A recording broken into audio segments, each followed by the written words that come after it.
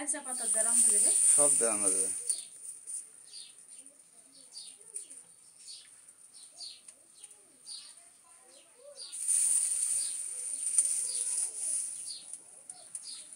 থামো থামো থামো জল দাও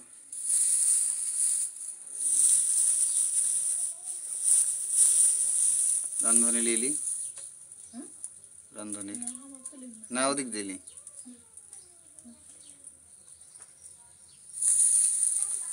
দেখলি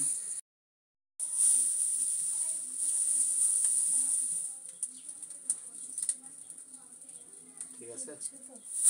তো কাঁচাতে জ্বললে শুকাতেও জ্বলবে